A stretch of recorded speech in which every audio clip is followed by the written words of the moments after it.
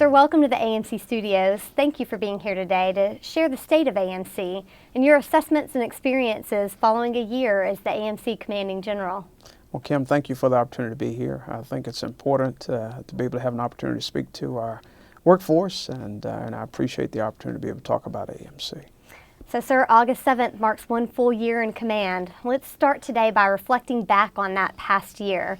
If you could just tell us a little bit about your initial thoughts and assessments on your year in command. Well, it's been a remarkable year, and it's hard to believe that it's already been a year in command, but time passes by very quickly. But I've tremendously enjoyed this year and having the opportunity to go out and visit our command and all of our facilities and our employees. I haven't gotten to all of them, but certainly visited several. And then be able to also talk to our customers, our warfighters.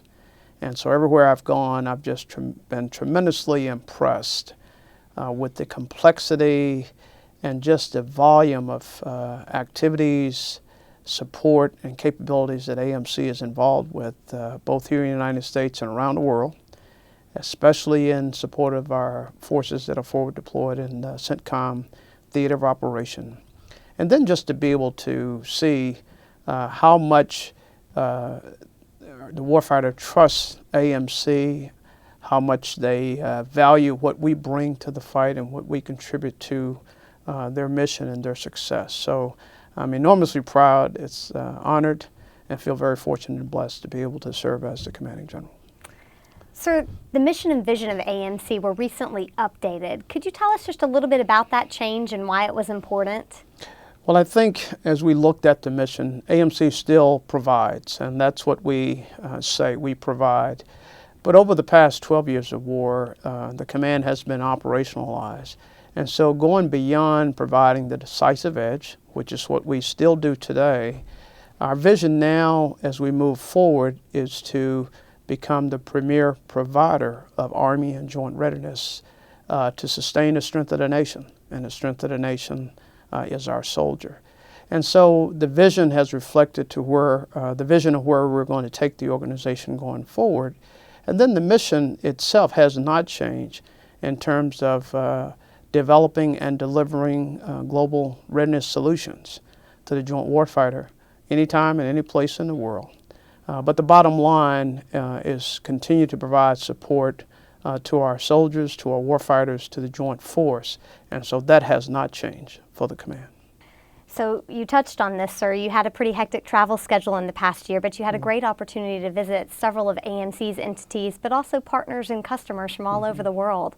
What would you say was your most important takeaways from your travels? One, again, I think we're continuing to meet the mission in spite of budget challenges that we have. Each and every day we have men and women who are supporting those who are deployed in harm's way. Our soldiers and our civilians and our contractor teammates are in the theater, in the CENTCOM theater of operation, as well as other theaters around the world, and they're providing support to forces who are deployed in harm's way. They're also providing support to those who are preparing to deploy. They're continuing to sustain our pre-positioned stockage of materiel and equipment that we have in the various sites around the globe, ensuring that we're prepared to meet any future contingency, whether that's a kinetic fight or whether that's in support of a humanitarian assistance disaster relief. We enjoy a tremendous reputation with the warfighters today, and that's for all services.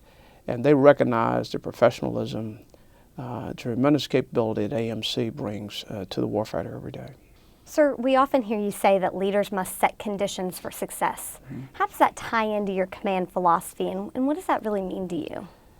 Well, I learned long ago, as I began my career, is that leaders have a first and foremost responsibility to set conditions for success within their organization. That begins with a positive command climate, a positive work environment that is built upon trust and integrity.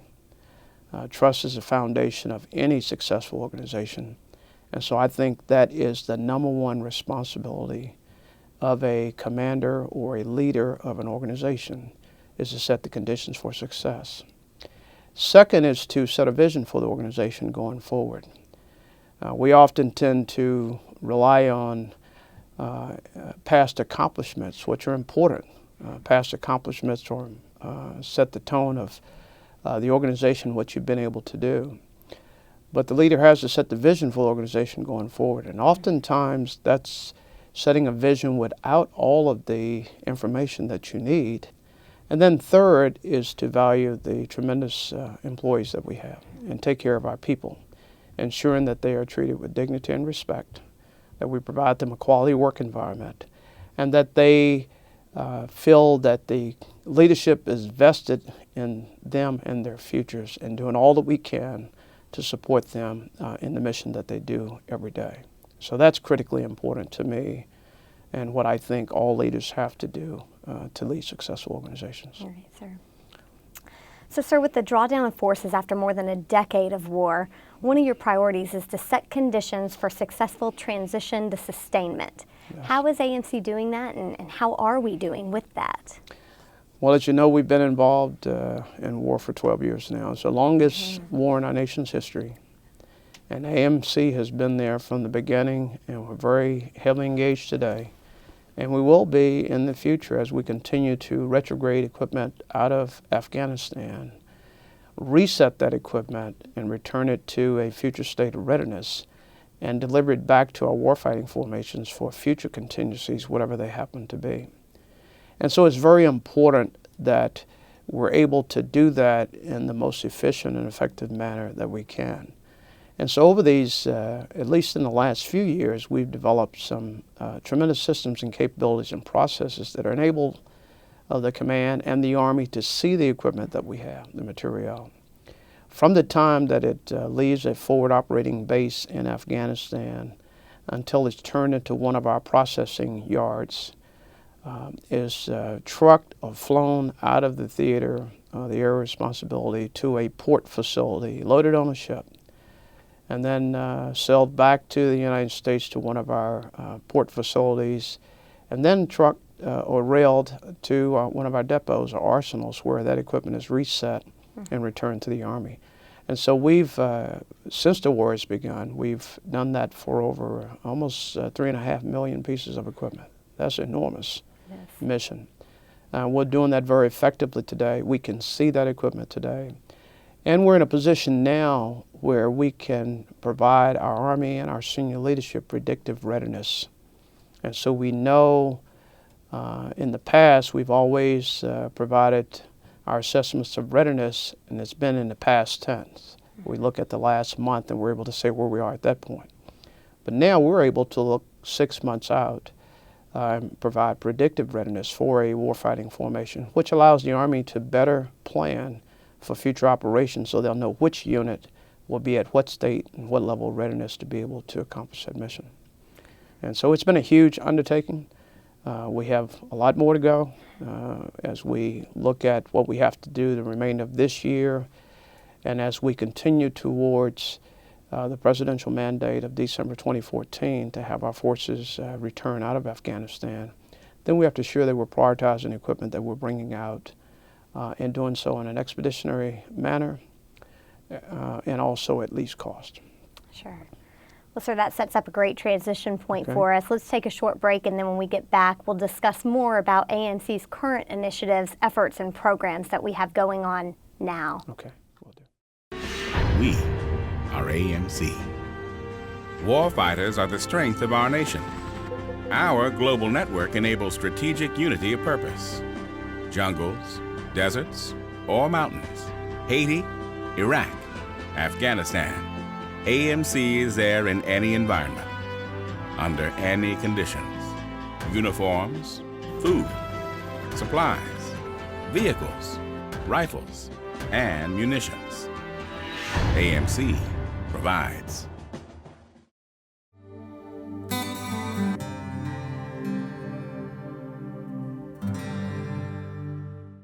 Sir, transitioning to discuss some of AMC's major initiatives, programs, and efforts right now, we often use the phrase delivering global readiness. How does AMC provide that readiness to our combatant commanders? That's a wonderful question. You know, AMC today, we are regionally aligned with our geographic combatant commanders. And I think that is such a positive for this command going forward, in that we have our capabilities that are forward deployed in each one of the geographical areas of responsibility where the COCOM commanders are stationed. And so with those capabilities being forward deployed, as the Army moves to the regionally aligned force, or the RAF concept, AMC is already postured to be able to support that concept of training and mission support as we go forward. And I think being able to have those assets formed around what we call the Army Field Support Brigade. These are the forward brigades that we have overseas that are aligned under the Army Sustainment Command. These brigades are central providers of AMC support. They're an AMC's face to the field. And so they're located overseas as well as throughout the United States. And that allows our warfighters to have a single point of interface to the Army Materiel Command. So I think that's how we're postured today to be able to meet future requirements. We talked a little bit about retrograde in the last segment, but we've been at war for 12 years now, and so as we draw down, we face a massive retrograde mission in Afghanistan. How do you see that progressing, and what's AMC's role in the retrograde operations? Well, AMC's role is crucial to the success of the retrograde operation, but we don't do that alone. We have to work very closely with our strategic partners, and that is the U.S. Transportation Command, and we work with TRANSCOM, as we abbreviate it, through our Surface Deployment Distribution Command. And so that command is involved with air movement, rail, sea, and land movement of our systems from the time, again, that the equipment is received by AMC in the theater until the time that that equipment is returned to a brigade combat team or to an enabler brigade at some point at an installation within the United States. The other strategic partner is the Defense Logistics Agency, which has a huge role in supporting our DMIL. It's where we destroy equipment in place that is no longer economically feasible to return to the United States. And so that's a critical component of retrograde as well, because we will not bring all of the equipment back. It would not be economically feasible for us to do so. But we want to ensure that we bring the right equipment back and material in accordance with the Department of the Army's priorities. And so AMC's role in that, with the systems that we have as a lead material integrator, and with a great web-based tool called the Decision Support Tool, DST, is this tool allows us to be able to see that equipment, to track it from the time it's turned in until such time that we return it to the United States, and it goes through our organic industrial base for reset. And so that's the role that we play each and every day. Our life cycle management commands, our commodity commands play a huge role as well, with Tank and Automotive and TACOM, the C4ISR systems at APG and CCOM, and of course all of our aviation here with AMCOM, Aviation and Missile, and then Joint Munitions Command that handles all of the munitions and small arms ammunition. And what about our foreign military sales folks? How do they get involved in the retrograde mission, if at all? Well, foreign military sales, again, is a tremendous capability, again, that we have within AMC for Army, that we help with building partner capacity and shaping operations in a particular theater. And so with the equipment that we have decided, the Department has decided not to return, some of that equipment is declared as excess defense articles, EDA. And so the foreign military sales under the USAS Act, U.S. Army Security Assistance Command, they then take control of that equipment and work with other foreign nations and allies who would like to acquire that equipment, and then we work with them to be able to do that transfer. We talked a little bit about how the organic industrial base is resetting equipment now. The recent release of the Army Organic Industrial Base Strategic Plan provides the framework needed to ensure that our OIB remains viable, effective, and efficient. What do you see as some of the challenges within our OIB, and how are we, or what is our role in facing those challenges? Well, I've termed the organic industrial base as the centerpiece of Army readiness. These are tremendous facilities that we have and a tremendous capability for our Army and the Department of Defense. They're truly national treasures. Over 20 one-of-a-kind facilities that provide capabilities that solely exist here in the United States. They exist nowhere else in the world. And so the challenge that we have is that we've seen a tremendous increase in workload in these facilities over the past 12 years that we've been at war. But as we have ended operations in Iraq and we began to withdraw our forces from Afghanistan, that workload has declined and it will continue to decline. And so what we have to do is ensure that as that workload declines, that we're able to preserve those unique skill sets that we must have in the organic industrial base to reset the equipment that we're bringing home from the war, but also to be prepared for future contingencies. Because we don't know when the next contingency will occur, but we know there'll be another contingency. History has taught us that. And so the organic industrial base provides a tremendous capability in between wars to be able to surge to meet future requirements. And so that's the challenge that we have going forward, is how do we sustain that workload, or a minimum level of workload to sustain the skill sets and the capability to surge for the future. And so we're looking at modernization. We're continuing to retool and invest in our organic industrial base facilities. The Organic Industrial Base Strategic Plan, signed by the Undersecretary of the Army, Dr. Westphal, sets a framework, as you've mentioned, on being able to do that going forward. And so we'll continue to make the case that during a period of declining resources, it's critically important that we continue to sustain the organic industrial base. We continue to make investments in the facilities, and we continue to preserve the skill sets of these artisans who do incredible work, because this is all about delivering readiness for our current and future force. Talking a little bit about Army Logistics, you mentioned that the AMC was named the Army's lead material integrator in 2011, in fact. So 2 years later, how has that changed how the Army and AMC manage logistics? Well, being designated the lead material integrator, of course, placed AMC as a single materiel manager, if you will, for the Department of the Army. So it was a huge decision. It was the right decision. And so we're able now to see equipment more so than we've ever been able to do so in the past. And that allows us to be able to track material, again, all around the U.S., not only in Afghanistan with the Retrograde, but to see the equipment and material that we have around the United States and overseas at other locations. And we can support equipping decisions that the Army makes with this web-based tool that in past, it would take 2 to 3 months of people manually sitting down and working through the different courses of action for material management. These systems we have today can do it in seconds.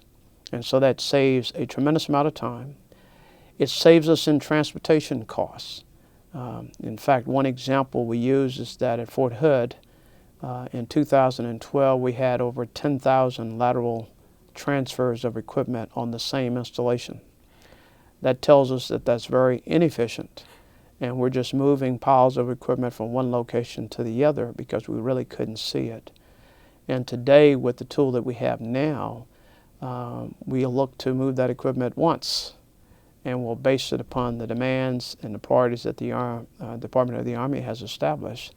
And we will save the Army and AMC millions and millions of dollars because we're able to reduce what we call second destination transportation. We move it once, we manage it, we're able to see it.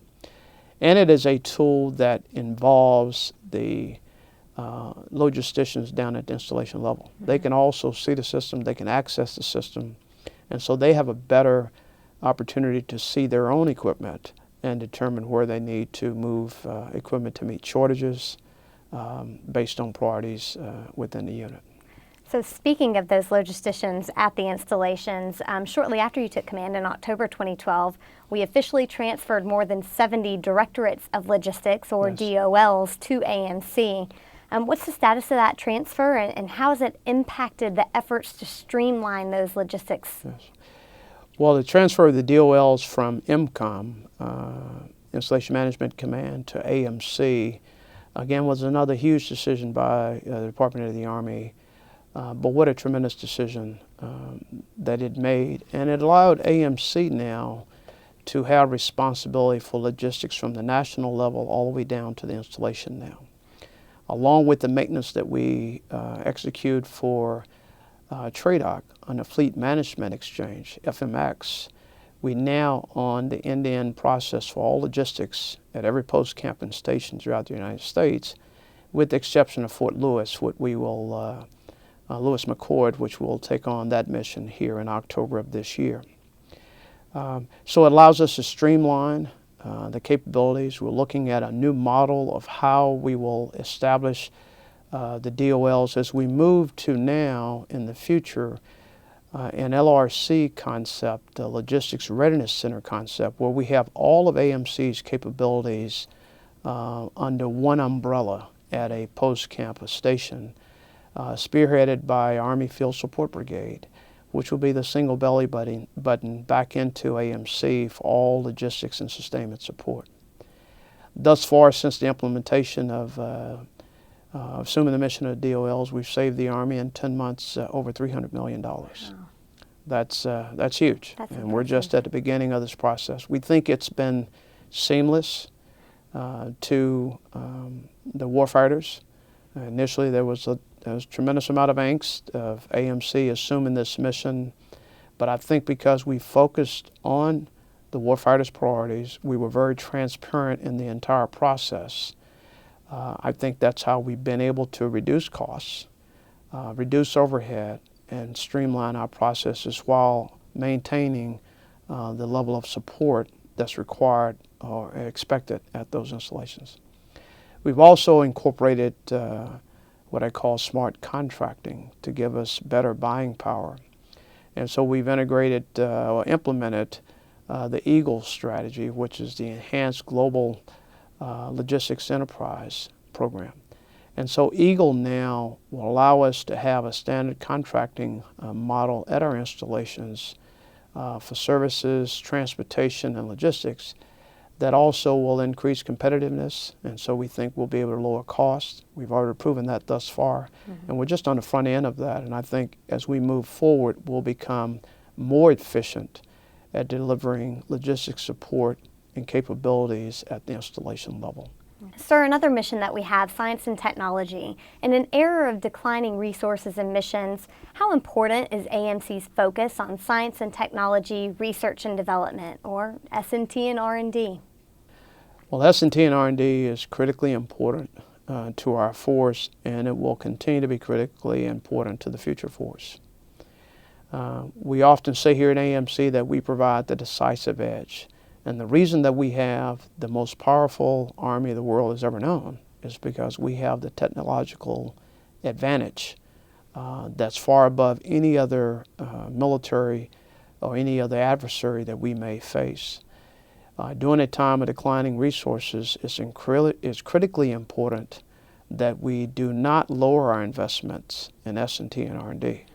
In fact, in my view, we should increase as we come out of the end of a war where we're reducing our procurements. We're not buying as much equipment and as we've done in the past. We have systems that we've already acquired, and so those systems will transition to sustainment phase. But to allow us to ensure that we can maintain that technological advantage, continue to deliver the decisive edge, with these 11,000 plus scientists and engineers, we need to continue to resource them to work on the leap ahead technologies so that when we reach another conflict or enter another conflict at that point in time, we've got the technology that we can then insert into new platforms or current platforms to ensure that we maintain that advantage over any future competitor. We never want to go into a fight, we never want to place our soldiers into an even fight. We want them to always have the technological advantage to defeat any foe. And so part of that has to be that we've got to continue our current investments, in fact, increase our investments in S&T and R&D going forward. One way that at AMC that we're looking to do that is through our Chief Technology Officer that we've brought on board now, Dr. Grace Bohannock. And so that's her mission, to work with the Training and Doctrine Command, to work closely with ASALT at the Department of the Army, Assistant Secretary of the Army for Logistics Technology. And so we want to make sure that we're prioritizing our future investments in R&D and S&T, and where we should make those investments to ensure that we can gain the leap ahead technologies that we'll need in the future. That's great, sir. And another good transition. Let's take another short break, and when we get back, we will talk about the future of AMC and where you see the command going. Okay.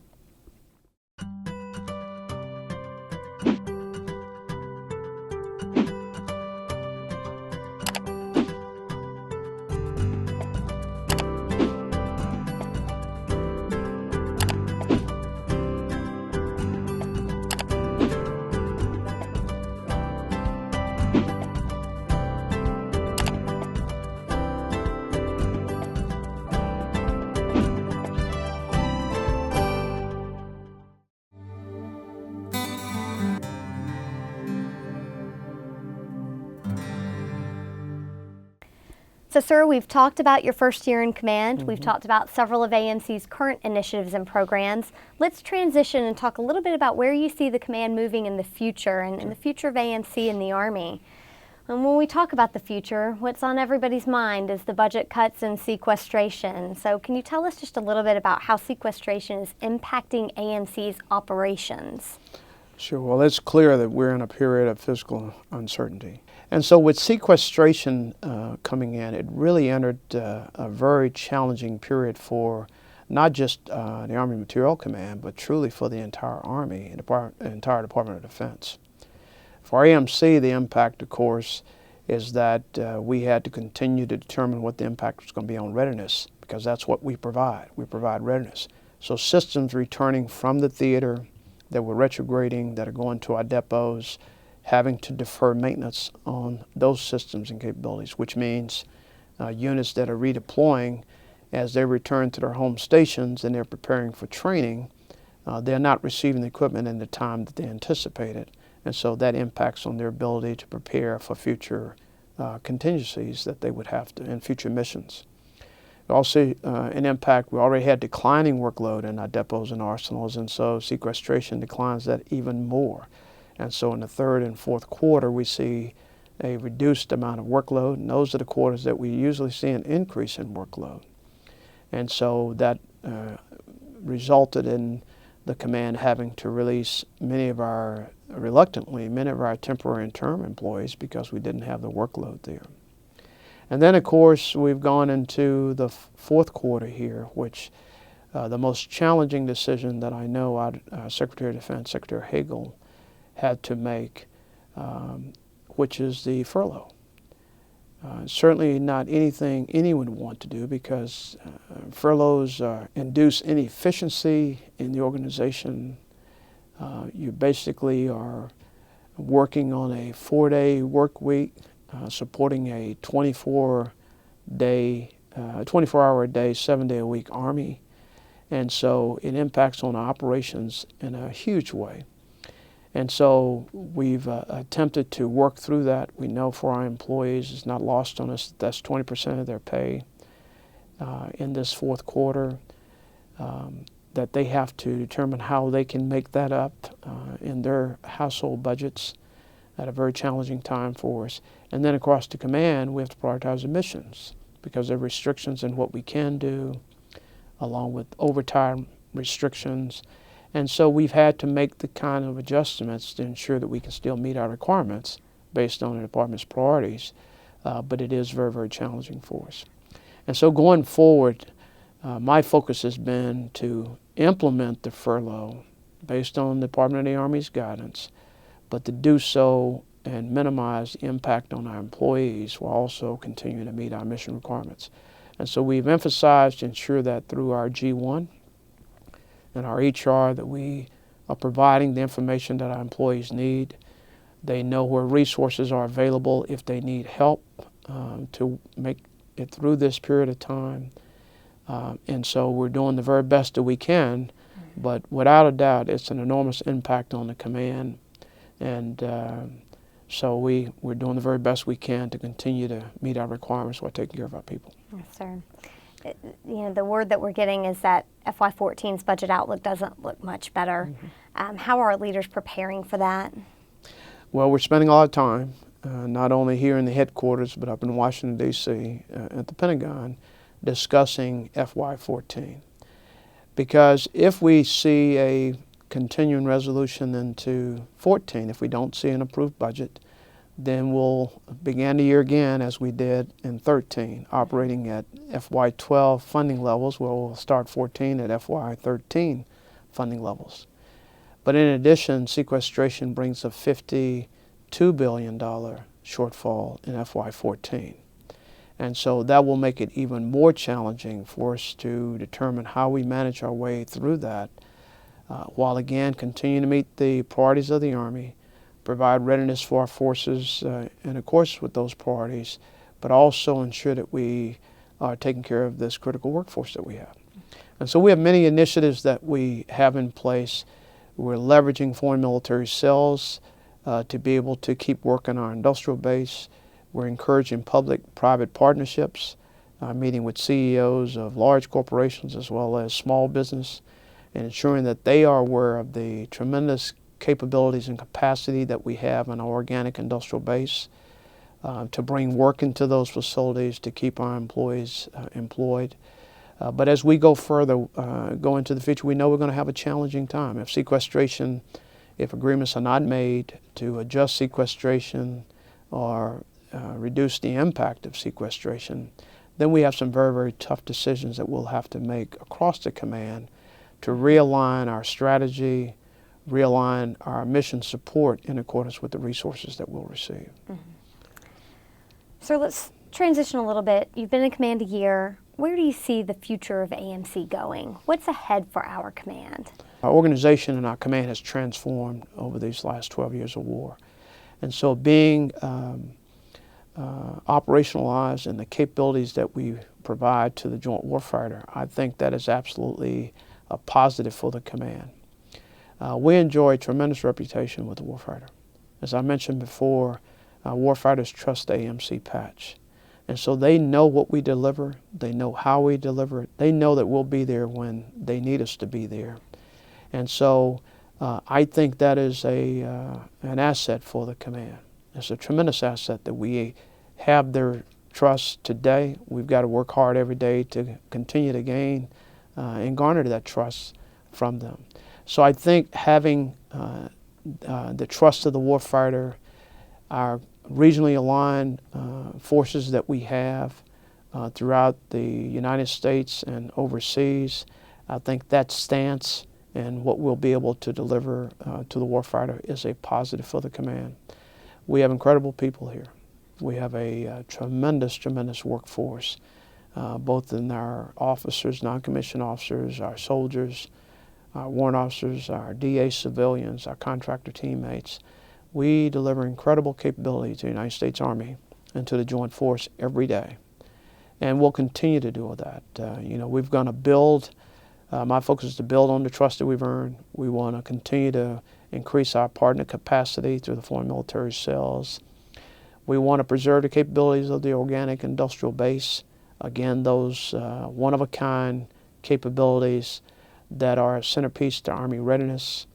And we're going to have to restructure and optimize the commands and organizations that we have so we can be best postured to make our way and through this fiscal uncertainty, which will continue for the next 2 to 3 years. And as we transition in accordance with our Department of the Army's priorities so that we can posture AMC for a bright future. And so while we do face many challenges ahead, it's not going to be easy, but I feel very confident that we're putting in place the processes, we're making the decisions that we need to make to posture AMC for future success. One of the things you just mentioned was Department of the Army priorities, and we know that a priority for the Chief of Staff of the Army is to build a ready and resilient force. Yes. How is AMC contributing to that ready and resilient force, both in our own workforce Yes. and for our warfighters? We have one of the strongest resilience and ready programs across the Army, implemented through our G1, Mr. Bill Marriott. I'm very proud of that program and all that we're putting in place, and so I think we continue to build upon that. Same thing with our servicemen and women that we have. And I think it's all about continuing to, as I talked about before, the command climate and work environment that we have. Continue to build upon the trust and integrity that we have. And so you'll hear discussions about SHARP, where we've seen a problem within the Department of the Army, Department of Defense, on sexual harassment, sexual assault. That goes to my point about undermining the trust within an organization. It goes against treating people with dignity and respect. There's zero tolerance. There are no bystanders, because I think those type of activities, those illegal criminal activities, they undermine an organization. They take away from the resiliency that you have in a workforce. They undermine the trust. They undermine the integrity. And so a command can find itself spending so much time in that area, vice focusing on the things that need to be done to allow the command to move forward in a positive way. And so that's what I see as part of what we all have a responsibility to ensure that we do not have that occur in this command, that there's an environment where if it does occur, that our employees feel comfortable in being able to report it through the chain of command or through the supervisory chain. They know that the command will take positive action, proactive action, thoroughly investigate, and if the investigation proves that that has been the case, then we take the appropriate actions through our justice system. And so that's what I think it's all about, being strong and resilient and being able to continue to do that for organization. So one final question, sir. What do you see ahead for our Army? Yeah. Well, our Army is in transition.